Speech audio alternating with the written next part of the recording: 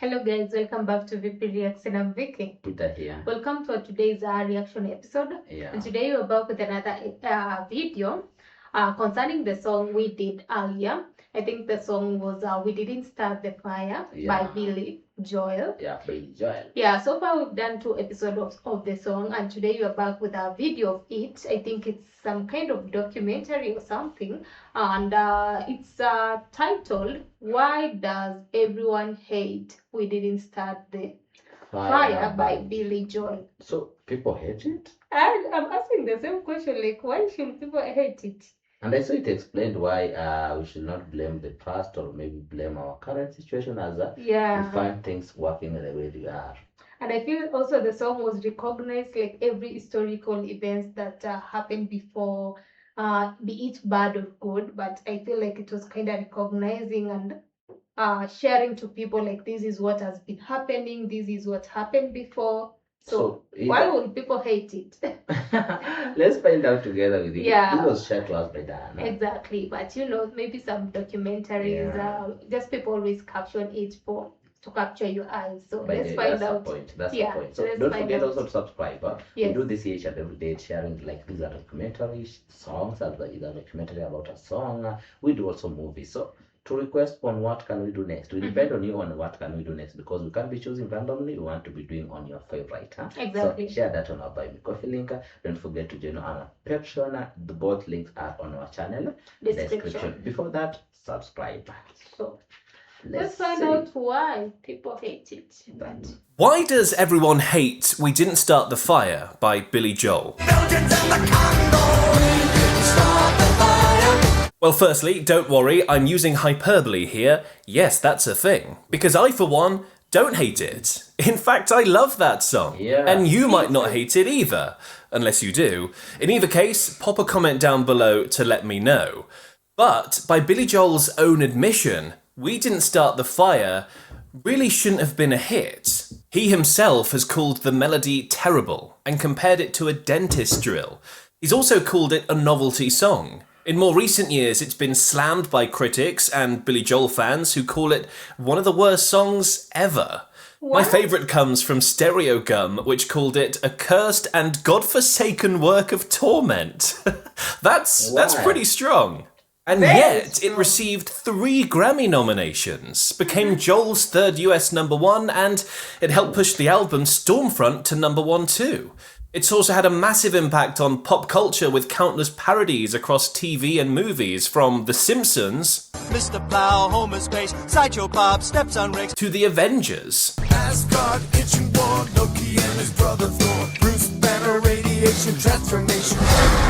Even if you've never heard this song in full, chances are you're at least aware of it in one way or another. So how did a song that simply lists a bunch of historic events over a terrible melody defy the odds and become so successful? And where did the inspiration behind it come from as well? Before we answer that, guys, tell us in the comment section, do you find has he said, bad, is it lyrics of tune? There's a word he has used as you find it. Oh, very terrible lyrics. Yeah. Style, not lyrics, style or tune. Yeah. And become so successful? And where did the inspiration behind it come from as well?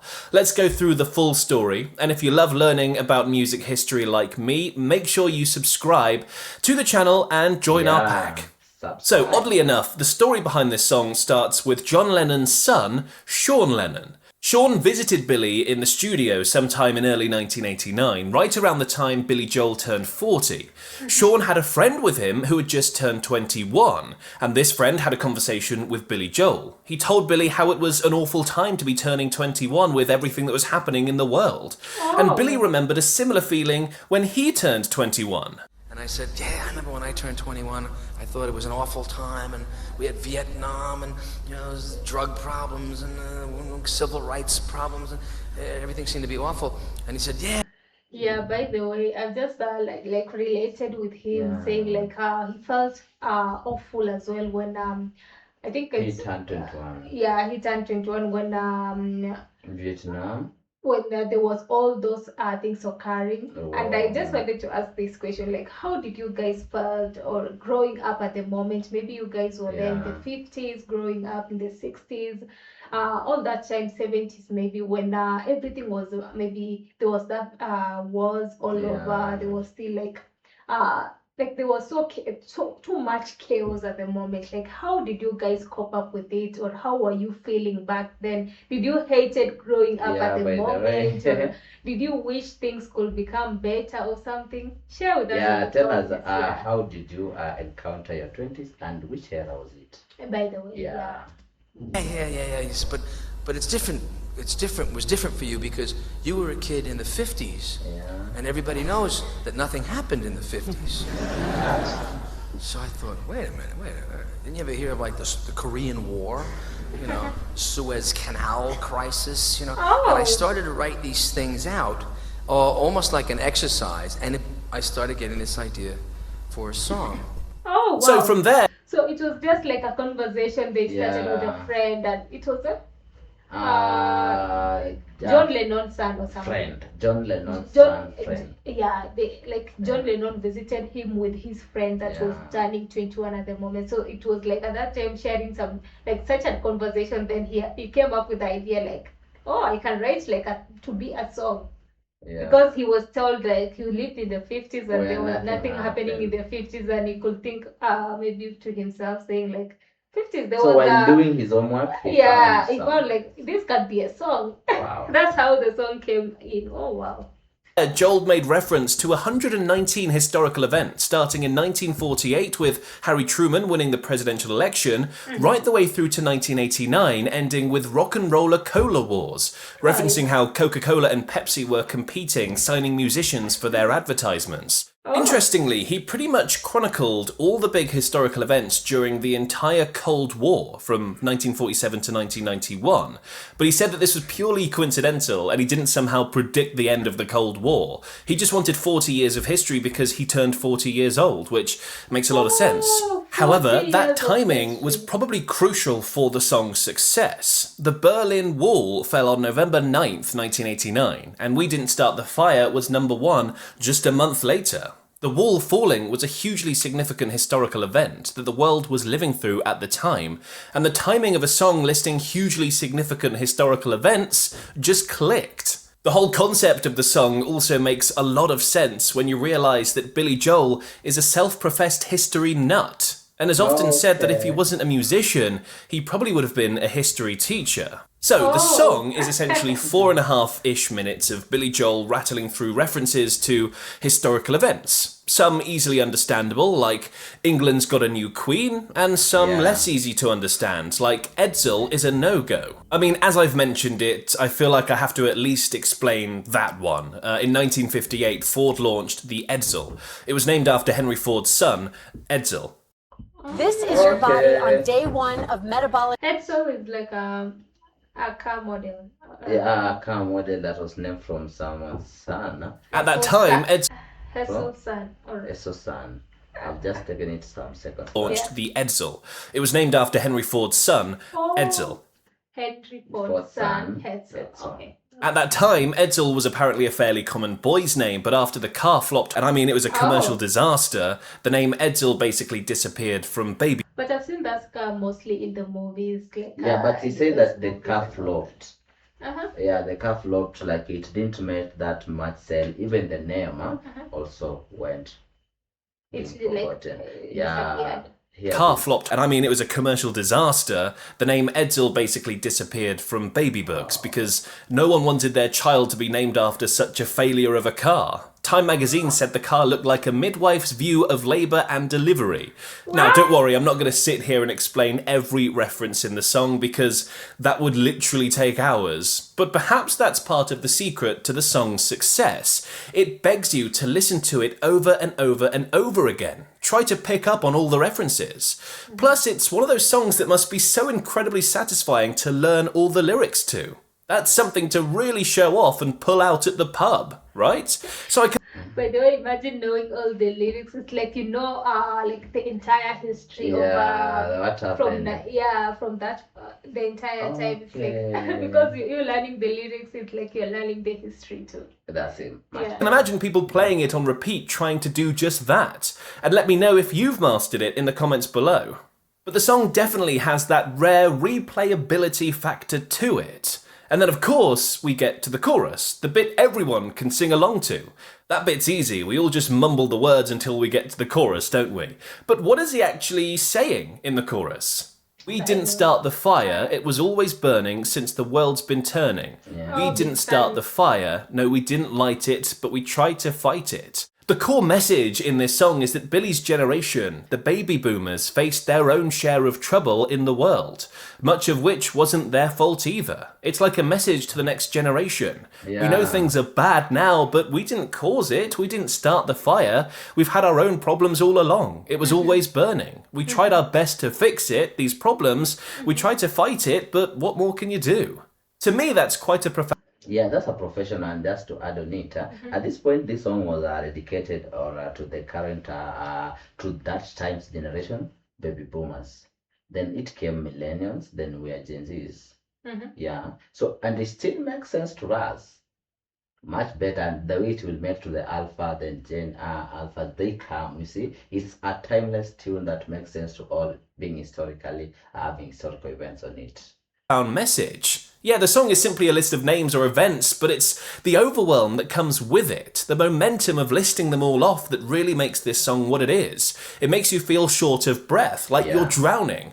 And that's the point. You're drowning in all the bad news around the world, right? It's a clever song. So why all the hate? Well, let's start with the man himself. Musically, he thinks the song is terrible. The reason for that might be because he wrote it in an unusual way. Normally, Billy would write the music first and the lyrics later. This time, though, he wrote the lyrics first and then adapted music to fit them, which is why he thinks it didn't turn out so great, from his point of view anyway. Turns out, though, this song actually had a country origin. It's really not much of a song. If you go like this.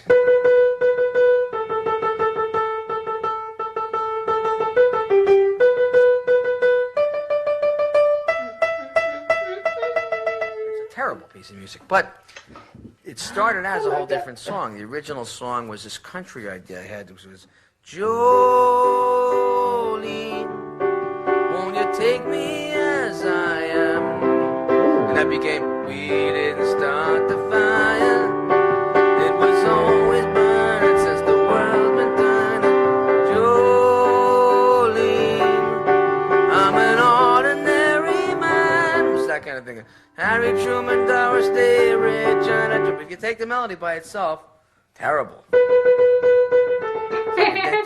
So he explains it, but so much interesting, so much enjoyable. I feel like he should continue doing that. The way he plays, like it's can we have a freestyle? I think he's giving like a difference between the two. Like he say like it could be maybe like this. Yeah. But now the song was like this. But I feel like both versions are just cool, because I feel like the first one is kind of fast, like and like the other is kind of slow. What I was saying is that he does it very freely, like enjoyable, and he's just explaining it, giving it a sketch. What if he just sits down now doing it? That's why it sounds much better for us than him. Like it's satisfying for us, but for him it feels like it's not that much that high. According to his bars, he has set his bar so high. Yeah, because the song is good. So I can understand why Billyjoel doesn't like it. The music, that is. I bet he's incredibly proud of the lyrics. I mean, imagine how much time that must have taken to get right. He's also said it's incredibly difficult to perform live because if you get one word wrong, the whole thing is messed up, which I totally understand as well. In 1994, he was asked if he would ever write a new one, covering a new era of historical events. No, I wrote one song already and I don't think it was really that good to begin with. Melodically. Okay, we get it, Billy doesn't like the melody. But why do critics and some Billyjoel fans hate it so much? Maybe it's the fact the lyrics are purely factual rather than Joel's usual heartfelt offerings. Or maybe it's because the record company sent this song to thousands of high schools across the country with a 10-minute talk from Joel titled "History is a Living Thing." So maybe a lot of fans associate the song as more of a history lecture than a song. Or maybe it's simply because it's been parodied countless times in pop culture and people are just sick of hearing that melody. Harry Truman was a guy, America, Red China, all the countries, other people, everyone is fun. Or maybe it's that people... I think I can defend that. If you listen to something that much, people does, like bloggers and other artists does a lot of its covers. It becomes that monotonous. Even if you listen to the song again, whatever comes in your mind is not the original song. It's someone's song again. You find to have to balance between the lyrics in your mind of maybe singing along using the correct lyrics from Billy or maybe the cover song of it. Because I see even it was in animations, in games, it also used that. People don't agree with the message in the song. Tom Brehan sums this up pretty well in Stereogum. We Didn't Start the Fire is an anthem of boomer self-regard, a big shrug. The thing that I truly despise is the way Billyjoel holds himself separate from all these constant historical ruptures. It's like all these things that he name-checks, these lives and deaths and catastrophes and cultural waves are happening to him, like they're just some shit that he has to deal with. I can definitely understand that side of things, but at the same time, give the piano man a break, he's just trying to write a catchy tune, isn't he? Yeah. And I, for one, enjoy it. Yeah, it might be a bit basic musically, but sometimes simplicity can be the best. Yeah. Now, this isn't the first time we've heard of an artist hating their own song. Far from it. Jeff Lynne, for example, wasn't exactly a big fan of ELO's Mr. Blue Sky, and I've made a video about that fascinating story over there. You can watch it next. It's worth watching. You remember the ELO? The Electric Light Orchestra. Jeff Lynne's, Jeff Lynne's from the ELO. That's another story for another day. But I feel like this song is just okay. It's okay. Maybe the fact that Billyjoel started hating it himself, it like made other people to hate it because like if you don't feel your own, like if you don't feel it yourself, maybe you'll give people a room to start thinking harder about it, like try to find mistakes about it maybe. But maybe another side, it received enough appreciation to the extent that it received, because when it was released first, it received a very positive impression until the time goes by. You see, in the 1994, that's 5 years later. That's cool enough. It's a change of let's say a change of generation that made it to maybe the next generation didn't resonate with it the way the baby boomers did. Also, maybe people felt like it was more of a like that time they were more historical and all that, so it felt like maybe it's more of a like things that are supposed to be for students or something, for historians, not for like music to enjoy. That's why also I think that part also made sense. Like it felt like it's like something like you are in a lecture, so that should be used maybe for education purpose, for history purpose, but not for like musically, because maybe they have gotten used to different side of Billyjoel's maybe music lyrics. It doesn't maybe and it doesn't like match or something. But so far as we've seen, we have watched these two versions of the song, including this. I think I nullify that. The song is good, enjoyable, and if you have not watched the other version that we did, please watch with that. It might be on that option below. Choose it. It's worth listening. Yeah, and also share your thoughts about it. What do you think? Like, is it? What do you feel about the song? Like, why are people hating it? Like, do you hate it or do you love it? Comment below and share maybe what are your reasons. Have you ever heard that people hated it? Yeah, by the way. Yeah, tell us. Tell us that perspective. Like, how did people receive it the moment it was released? You guys were there, or maybe one of you was there. You can share like what happened at the moment. How did people receive it?